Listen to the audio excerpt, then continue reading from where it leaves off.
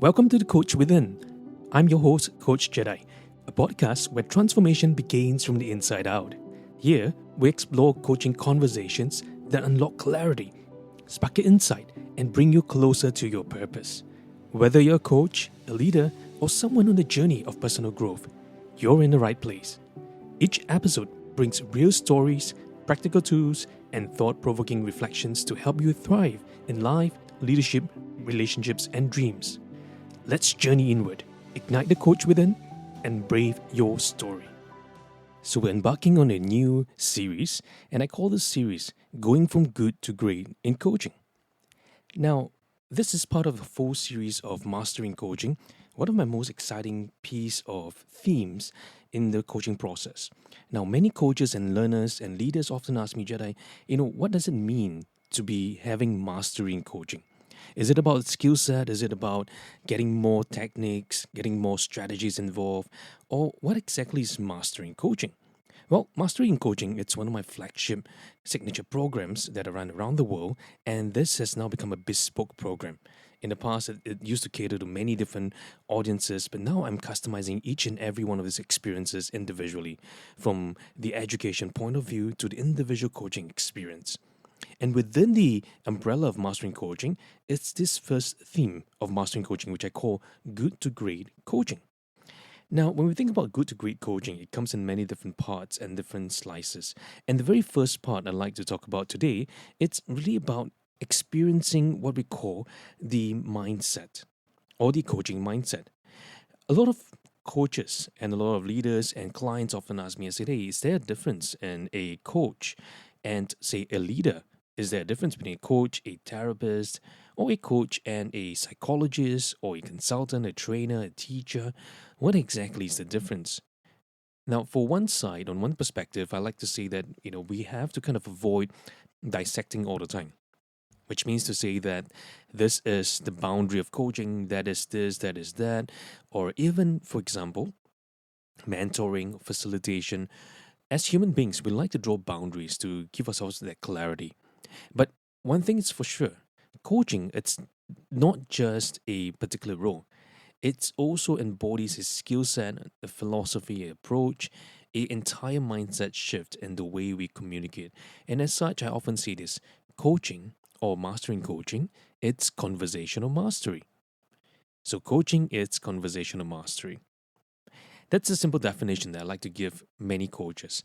Now, what on earth is conversational mastery? Well, conversational mastery includes things like being able to hear, listen, being able to invite the other party, partner with the other party, collaborate with the other party, to dive deeper, explore boundaries that have never been explored before, inquire, evoke awareness, have maybe challenging, risky, direct communication at times, even allowing the other party to explore the unknowns and places that are uncertain.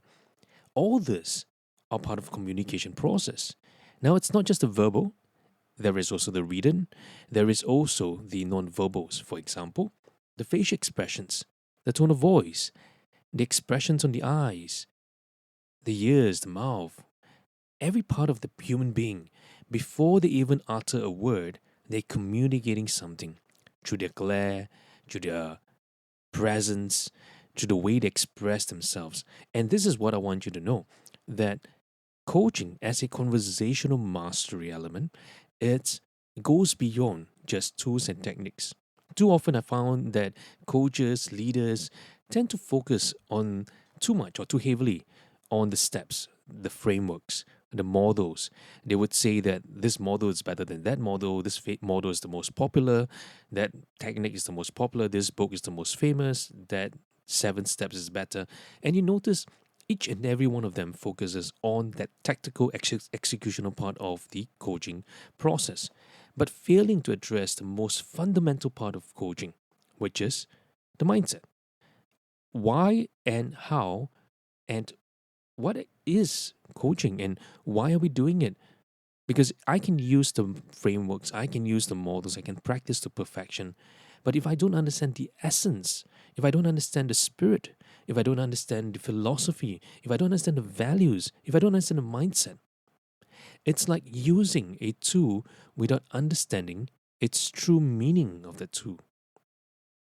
That goes the same as martial arts. In the spirit of many martial arts and many martial artists, when they're learning martial arts, they go through a process, a very tedious process. And I remember when I was learning Aikido, one of the things that, or one of the first few lessons, is learning how to greet, learning how to pause, learning how to show respect, learning how to honor the space. And greeting seems like something simple, but greeting another person requires intense skill, requires intense sincerity, honor, integrity, lowering one's ego, and bringing to light things that you probably never quite understood previously, like what's the big deal about greeting? And I like that about why martial arts became such a powerful metaphor in the learning process, or it taught me a lot about the attitude of learning. You see, I can go online and learn the best techniques to punch, learn the best skill to evade, but if I don't learn the spirit by which it was founded, I may be going in many different directions. And as such, that may cause a lot more problems in the long run, and it may cause a lot more challenges in my foundation. You see, I've seen many individuals who are just pursuing the skills, tools, frameworks, models. Yes, they may be able to demonstrate to a certain degree, but at a certain level of expertise, they lose mastery. Only to have to go all the way back to the fundamentals and begin their entire learning journey again. Because you see, what has happened is that the foundation was not built on solid ground, the foundation was built upon the need of pursuing more, stronger techniques. So they're pursuing strength while neglecting defense. They're pursuing the most advanced skills while forgetting the fundamentals. Without a strong fundamentals, without a strong foundation, the building can only reach to a certain height. It can only go as far as the foundation can take it. So as such, the pursuit of foundational mastery, to me, it's one of the most critical element in learning coaching, because coaching, it's not just a tool, it's the entire shift of that learning attitude that we have. And that's why I started this podcast as well about the coach within, because I believe coaching it's for everyone. Everyone needs to learn coaching. It regardless of whether you are a leader, a youth, a student, a parent, a retiree, a career transitor, you're from the military, you're from the government service, public service, private services. As long as we are a human being, we need to learn coaching. Because like what I mentioned, that coaching is conversational mastery. And this skill, it's so critical because when we learn conversational mastery, it improves our ability to listen better, dive deeper, and provide greater response in our conversations with and respect with the other person. And so if you recall, I mentioned earlier about the Aikido martial arts. After learning that greeting process, I thought it was over. I thought like, okay, we've learned how to greet, we learned how to greet the sensei, we know how to bow, we know how to approach the entire setting, the judo.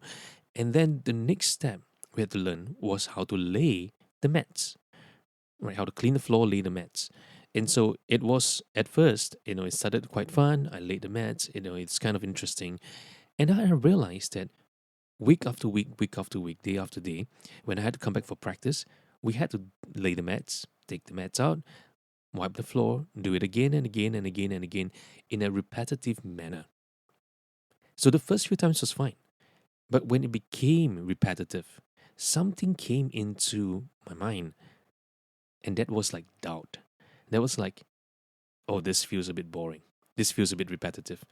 That challenge began to challenge me entirely. And I was thinking, like, why do we have to kind of pick up the mats, lay the mats? Why can't we just get machines to do it? Why can't we just do that? And why can't we just get, someone else to do it? And let's just practice what's most important, which is getting to the movements, getting to the actual practice, not laying the mats. The mats are not part of practice. And it was during one of those occurrences when I spoke to one of the sensei that he shared with me. He said, hey, you're missing the true essence And the sensei said to me, he said, hey, Jedi, laying that mat may seem laborious, may seem like a chore, but that chore, it's what lays great foundation. Because what better way for me to learn about humility, for me to learn about persistence, diligence, consistency, than to lay the mat? And it almost feels like a remembrance. To me, how we have daily chores that has become part of us that we don't really think too much about. For example, brushing our teeth, making our hair, taking a shower, it's or eating food. It's something that we do every single day, but it's not a chore. And I realized that it became a chore when I made it a chore. I chose to make it a chore. I chose to make it boring. I had to have a mindset shift. I had to have a inner heart shift. And I began to realize that it's not about trying to pursue more. It's not about trying to, you know, learn the next thing. But it's about first trying to work within myself and adjusting, aligning something within, something in my growing up years or something in my educational years or something that I've learned along the way that I had caused my foundation to have little cracks. Because I began to be cynical, skeptical, and began to have like a certain ego, a pride that superseded what the simplicity of the art was all about. And when I look at the martial arts like Aikido, it's not about trying to exert strength, showing off strength. It's all about trying to be in that moment. It's all about trying to use the other opponent's strength and use it and move with that flow.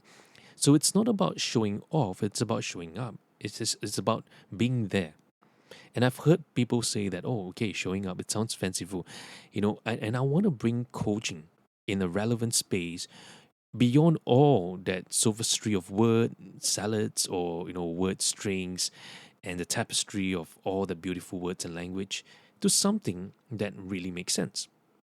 Because today in our world, we're so caught up with the fast. No, let's get it in 1 minute. Let's give the main point in 1 minute. I remember one class, one of the learners were telling me, so Jedi, you need to have like a shorter video. You need to have like a shorter podcast or a audio message or a shorter learning. And I told them, I said, hey, you got to think about this. It's not about short versus long. It's not about that. It's about something more fundamental. It's about going deeper. It's about understanding what exactly it is that we need. It's about that fundamental piece of artistry, which is going back to its fundamentals, going back to its roots. And I began to realize the spirit of Aikido wasn't just in that movement. It began first with the first breath, the commitment, the mindset, the attitude to laying the foundation, laying it clean. And that was when I realized that the repetitive things that we're doing, it's really a lesson teaching my body, teaching my mindset, teaching my ego to let go of the pride, let go of the ego, and just be. And that was the first step of learning what greatness is really all about.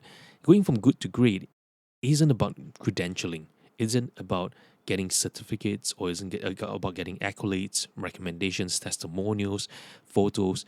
Today we are bombarded with a whole array of need for acceptance. That people go online like LinkedIn, they go on social media platforms to get affirmation by the likes, by the comments, by the reach of the post, by the impression counts, only failing to realize it's not about that. Life is not about getting more of that. Life it's about something more fundamental, who we are. It's not about showing people that, oh, I've come to that place. It's about showing up. It's about showing you who you are in that space. And that good to great isn't a process, isn't even a step. The good to great, it's a mindset that we realize that there's no such thing as good, there's no such thing as great. Because those terms or those levels are what we created within ourselves to separate what seems weaker, what seems lesser, to what seems more. The moment we have that less to more, step to step, layer to layer, we have fundamentally eroded our understanding of mastery. Because mastery is not just going from step to step, strength to strength. That is the simple way of understanding mastery. But true mastery is when you let go of all that, the need for frameworks, the need for models, the need for all that first, and realize that the artistry is first the essence of itself, which is conversational mastery, speaking to another human being with simplicity, without finesse, without complication of words, without a huge vernacular just to confound the other party, and just bringing very simple truths to the table. And sometimes, even in that imperfect articulation of our construction of sentences, questions, feedback, comments, those elements are what really gives the other party beauty. So, going from good to great ain't about steps. It's that entirety of that mindset shift that first begins in the spirit of mastery in coaching. And when I look back at the Aikido experience, I begin to learn one most important thing, that learning never stops. After several months and years, practicing that martial arts, I thought it was just about getting the one belt to another belt to another belt. But I realized that as I go up the level or the perceived level from good to great, or greater, I realized that it was not about the belt. It's about first me. I need to work on me. I need to work on myself. I need to come to realization and alignment within myself that, hey, it's not about trying to pursue more. It's not about trying to pursue faster. It's about first understanding who am I, because who am I will show up in the conversation. And if you think about this, a conversation can only happen between two parties or more. And the first conversation that we ever had is with ourselves. And that party, it's in the external voice and internal voice. And today we have conversations with our colleagues, our peers, our friends, our clients, our coachees, the people around us. So communication involves two parties. It's a collaborative process, which means that the other half that needs to work on first, it's me. Because if I don't work on myself, which is the half of the piece of the conversation process, what ends up happening is I may not realize how I have negatively or how I might have influenced the other party in a certain way that might not be ideal. And this is something very fundamental in the entirety of the coaching process, which is it's not about us. It's not about us trying to push an agenda. It's not about us trying to push something else. It's about us showing up in that respect. That need for that first layer or that first exposure, it's critical. And you begin to realize that in the entirety of the coaching process, when we say that show up, it's about first knowing who you are on the inside, who you are as a person, beyond that role of a coach, who you are. And you begin to realize that in the space of mastery, it's that learning process of going back to that foundational piece, that foundational stone, that fundamental stone, to realize that coaching ain't about trying to pursue. It's not about a timeline. It's not about trying to get to some place. It's not about rushing there. It's not about the title. It's not about me showing to others how great I am. It's not about that. It's about something deeper. It's about who you are as an individual. And when the who of who you are fades away, and us showing up and allowing the other person to shine in that conversation process, we're honoring the experience. And it reminds me of the martial arts. The beauty of the martial arts is that the punches, the movements begin to fade away. Almost like a flow, almost like a breathing art that we don't realize that we're doing it already. And that becomes second nature to you. And that's the beauty of coaching. The beauty of coaching, it's not about trying to do 10,000 different techniques, although there are many techniques I can teach. And down through the years, I've taught countless of techniques. I've experienced many different coaches and leaders and learners.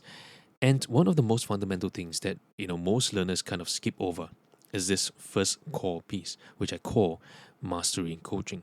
This is fundamental. And one of the key elements here that I want to share with everyone, it's about the mindset shift today. The fundamental mindset shift involves a few different layers. One of the first layer that I've been talking about thus far, it's the area of self-awareness. That self-awareness, it's about how we see ourselves, about our awareness of how we come across to the other party, who we are. Are we showing our ego part? Are we showing the part of us that is, wanting to shine, wanting to show off, wanting to, present a greater part of ourselves, not realizing that that awareness, it's impacting the conversational space. Have you met someone before and there's a lack of awareness? The person thinks that they are trying to help others, but only to realize that they're not helping. They are actually showing off a lot of what they are doing, and it's not helping anybody. And so, one of the most fundamental things, first, it's that ability to be self-aware. That's the coaching fundamentals.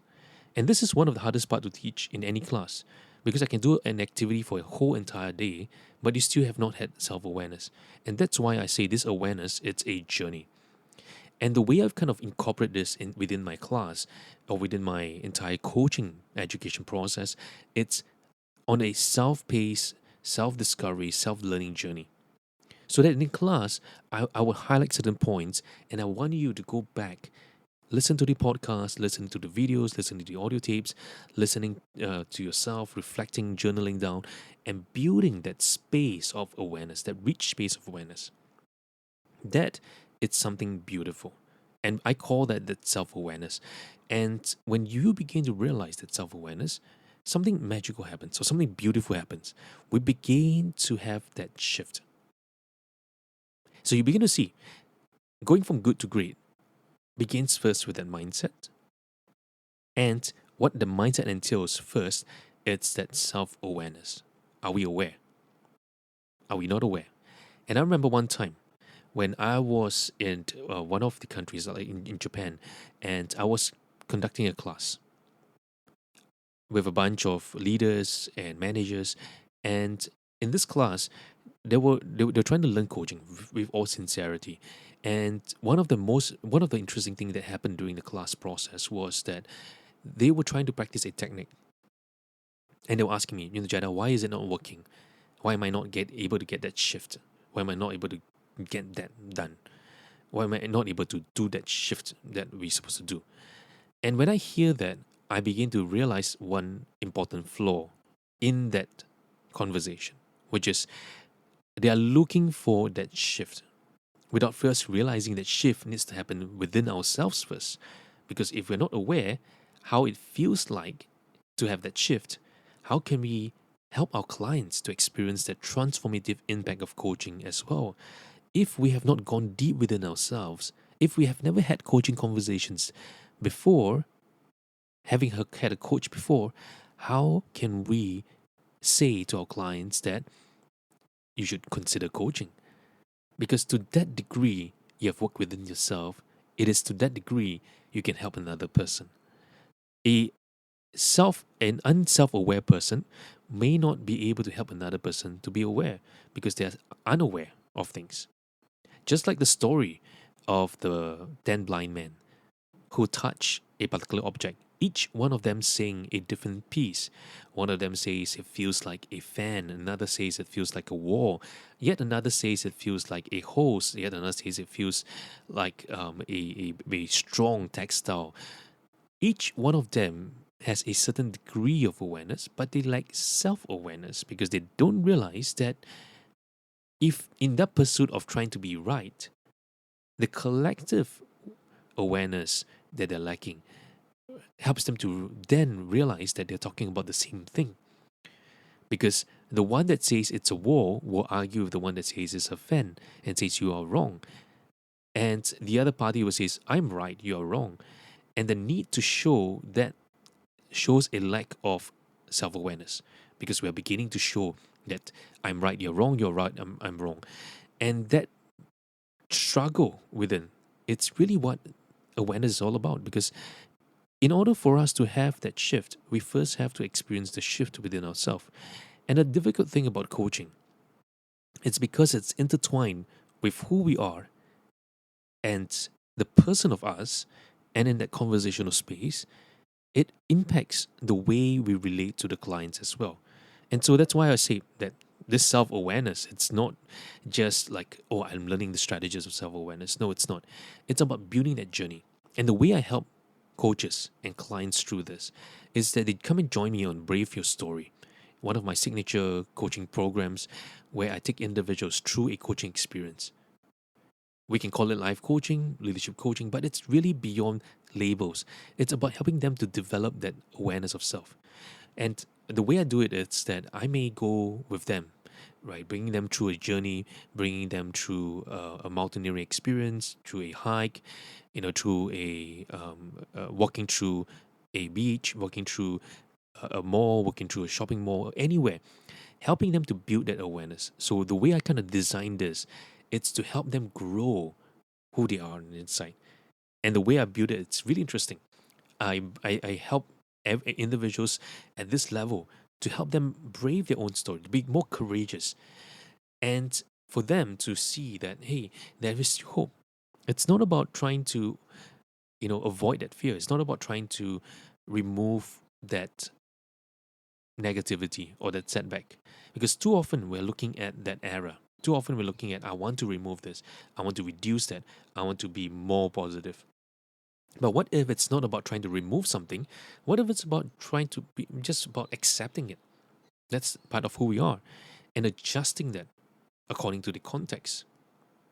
So we see that some individuals go to extremes where they say, oh, if I'm going to be who I am, I can be as loud as I want.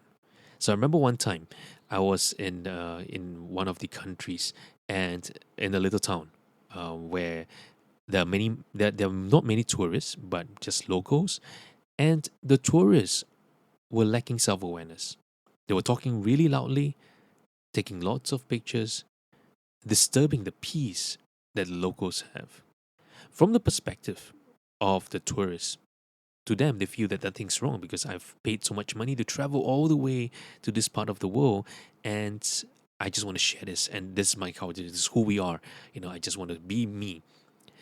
And the other perspective is that the quietness, that stillness and peace is disrupted of the local residents because now there's some foreigners that is interfering with their daily lives. It's becoming too loud. But yet the dichotomy is that they need the foreign investment, which is tourism, to come in, to stimulate the growth of the economy. But on the other side, it's that the thing that brings a lot of more displeasure, it's the attitudes or the perceived attitudes of the foreigners that comes in. And so this dichotomy, the need of having one, but yet the struggle of not wanting that, it created a conflict at two levels. One from the local resident perspective, and the other from the perspective of the foreigners. So from the local perspective, they feel that, hey, why are foreigners coming in, and disturbing the peace? We want the peace. But they didn't realize that without these foreigners coming in, eventually the entire economy would not be stimulated. There will not be enough sales. There will not be enough things for people to survive on because there will not be enough people buying things. So, on one level of perspective or one level of awareness, yes, their peace might be disrupted, but yet it is still a need because we still need to bring in the cash flow for the region or for the local municipality. The next layer, it's from the perspective of the foreigners. Well, for them, that's my culture. I'm from this culture. I'm a bit louder. I'm a bit more expressive. That's who we are. We take pictures. That's who we are. And they can present a more individualistic perspective of the world. But that's where they lack self-awareness because now they're entering another person's home. So context, it's critical. I can be who I am. I can be me, entirely me. I can say to myself, I said, hey, I am someone who just dress in slippers, shorts, singlet, and that's who I am. And so when I have to attend a formal event, I can wear that as well because that's who I am. But not realizing that there is a context around which we have to accommodate by or we have to adopt by. Because if we all come showing up with who we are 100%, then we have intruded in the space of the community. Being by ourselves without interference of anyone, we can be who we are 100%. But when we say that we have to be part of the community, now we have to show respect, honor. We have to show that space for another person. And that space for another person, it's what we call the context of self. So, yes, it's not denying self, it's not trying to suppress self, but in the space of community, in the space of the context of the community where I have to be with another person, I have to honor the experience. I have to honor the person the way I want to be honored. I have, so this is the same strategy or same approach or same mindset that we say treat others the way you want to be treated, but treat others even much more than how you want to be treated. And that's to me the philosophy and the mindset that I like to take. It's not about treating others on same equal grounds because sometimes maybe it's okay for me to be a little dirty, a little dusty, but I want to treat another person beyond. So my act of service goes beyond the call of duty. And when I kind of coach customer service as well, one of the things I always help every single customer service individuals is to see beyond and say, hey, it's not about trying to do more. It's not about trying to show off what we do have or what we don't have. It's about us really taking service beyond excellence. What is service excellence? It's not about trying to be excellent. No, it's about serving others beyond how we like to be served, helping them feel that intimate touch, that space is honored, sacred for them. And so, in the very same way, in the conversational space between two parties as well, as much as it's important for me to be who I am, but I have to respect the other person.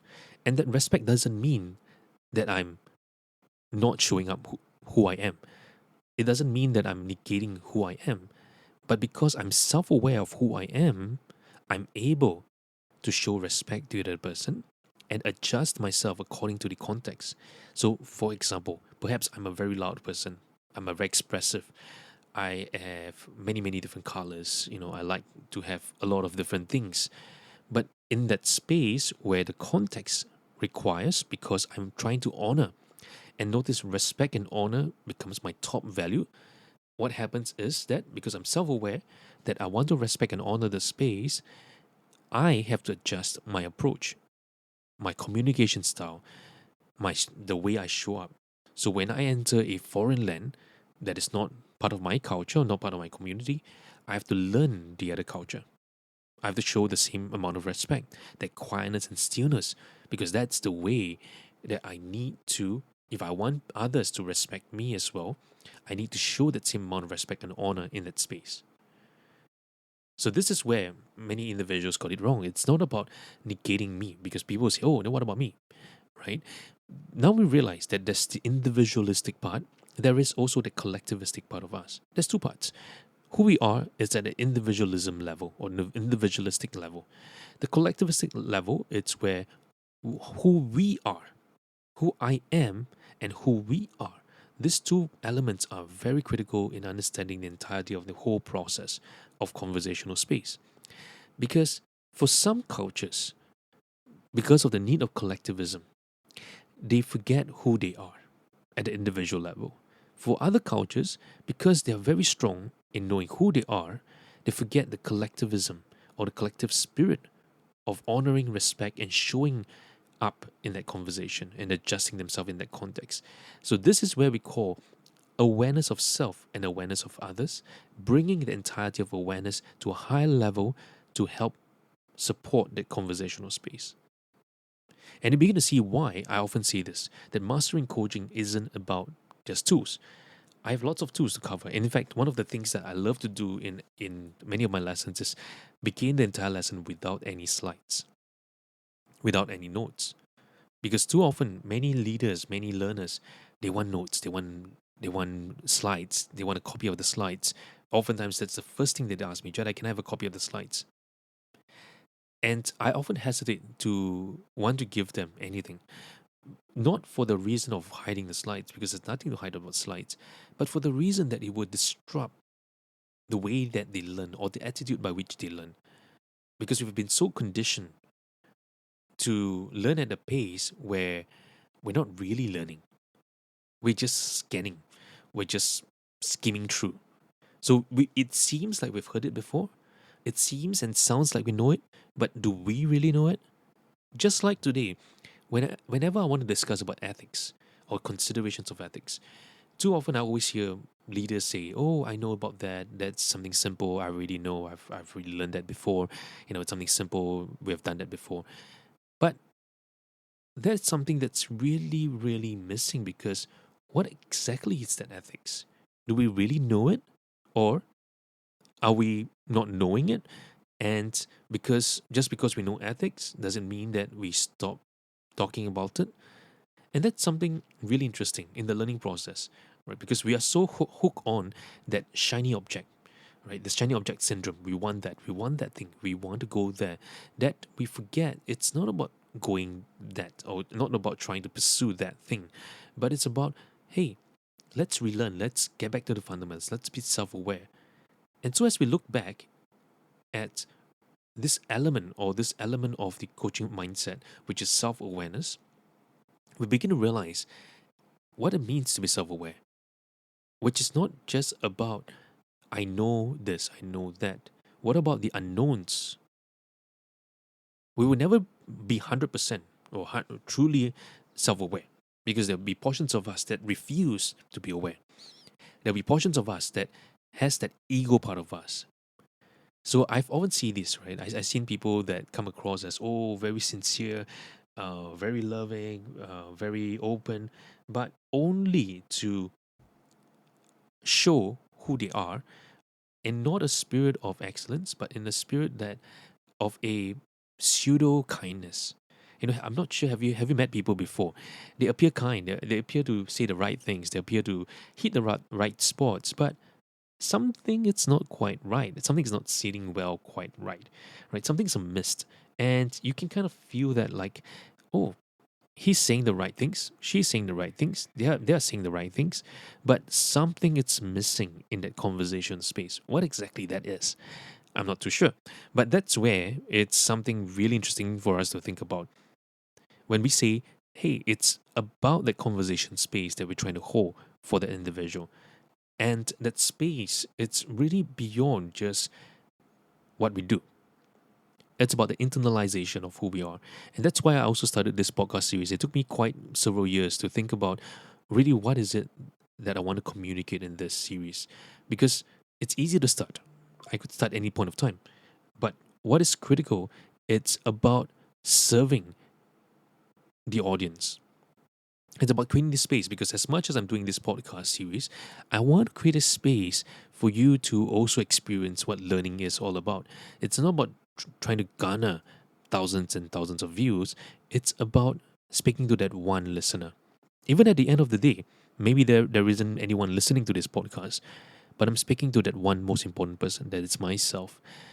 And I want to tell myself, I said, hey you, it's about time we begin to show up in the conversation. It's about time we begin to learn more about who we are. It's about time we take the journey. And that's why I invite coaches and leaders to say, hey, let's come on this journey of self-discovery, of learning, of awareness building. Let's come on this journey to discover who we are. Invite a coach. It may not be me. Find a coach that you can resonate with. And I often tell leaders, I said, hey, there are many, many coaches out there, right? Find someone that you can resonate with. Find someone who truly cares for you, not trying to show you off with a lot of things. And I say, one of the things that I do in my coaching, and I call this whole series The Coach Within and Brave Your Story, it's that I want to communicate a message to the potential learner, the potential client, the potential coachee, that you're not alone. Going from good to great, it's a learning process. Mastery coaching is a learning process. Self-awareness, it's an ongoing discovery all the way through our entire lives. And in order for us to build that space of awareness, it's important for us to continue to work on ourselves, to continue to learn, to listen. And so even for this series, I often tell leaders, I say, it's not about listening to them one time. You may have listened to them one time, but you might want to go back again and re-listened and re-listened and re-listened, because as we go back to re-listen, we discover something new. And the way I kind of format this as well is I like to speak from my heart. And so whenever I have a message I want to deliver, I want to share with it from my heart, because that's a space where I feel the most alignment happens or most congruence happens. And so that begins the very first element of the coaching mindset, which is building that self-awareness, the collective awareness, and who we are showing up in that process. Now, one of the things that I've come across as well, it's that too often I've heard people say that I can be aware just by using some tools, using some personality assessment to be more self-aware. And that's the number one thing I will often ask individuals to avoid before even attempting any tool. It can be MBTI, the ISC, any other tools that's out there. Why are you using that tool to figure out who you are? Why are you using that? Well, the argument can be said that, oh, it facilitates, it brings more awareness, it does this, it does that. There can be many different benefits. But my question, it's beyond those benefits. It's why? Why? Why? You see, the why, it's why are you using that tool to help you gain that awareness, then to take that journey to build that self-awareness. Because it will take more time for you to realize something than for you to be shown something. One, it's what we call forced awareness, and the other, it's what we call building that awareness or becoming aware or evoking of awareness. Two different spectrum. A personality tool assessment often gives us forced awareness because we're reading the lines, we're reading the scenarios, the descriptors, the information, the elements, and we're seeing if it resonates with us, and we're supposed to answer them according to that, either in a skill or either in boxes. So it does have certain merits to that, but that awareness is being brought to light. You are being forced into that awareness. The awareness I want to talk about, it's not the forced awareness, but the evocation of awareness. That gentle invitation to building that awareness that wasn't there before. Now, some people may argue against this, and they say, hey, Jedi, in fact, if we can take on all this assessment, it becomes more aware for ourselves. But then I say, how many of us have taken all this assessment in the past? How many of us have actually become better? How many of us have actually become more self-aware? Because you see, I can know something, but I can clearly not know something. I can seem to be aware of my MBTI score, the EIC score, or whatever score that I have, or my personality score. But do I really know that? Or have those become a badge? I remember one time one client told me, say, Jedi, I'm this, I'm ENFJ, I'm this, I'm that. The way you should speak to me is like that. And then I realized one thing. Why are you boxing yourself in those categories? Those categories are made up, those categories are formulated, but they may not always be the best categories as well. And so one of the important things to think about is what are we or how are we showing up in that space? You see, self-awareness is not just about building, it's not just about completing a score or a scoring system or scoring matrix. Self-awareness, if you take time, is the discovery of who you are. Have you ever taken a walk, a stroll, a jog in the park, or maybe just taking a swim or a hike, and taking a moment just to pause and quieten yourself down and ask yourself and say, hey, what is happening for me on the inside? What am I realizing? What am I not seeing? What am I observing of myself? That self-awareness, it's something more powerful than just any ordinary awareness that we just force ourselves to. And so that's why I often say this, self-awareness, it's best when it's a journey. If I have to force myself through a 1 hour, 2 hour, 3 hour personality assessment, or a 2 or a psychometric assessment, all it does, it gives me a juncture. It gives me that slice. But my mind, who I am at that point of time, might not be optimized, because by the time I hit the 10th question or 20th question, I may not be actually really being myself. I may be just answering the questions because of fatigue. So I'm inviting everyone to consider this. How are we becoming more aware of ourselves? What can we do to build that awareness? For one, invite a coach. Have someone to talk to. Because when you have someone to talk to, it bounces ideas. And keeping that openness and the spirit of openness, you begin to learn more about who you are on the inside, and you begin to realize the vicissitudes of lives and the many different things that you may not have encountered before. The sights, the sounds, the smell, the taste.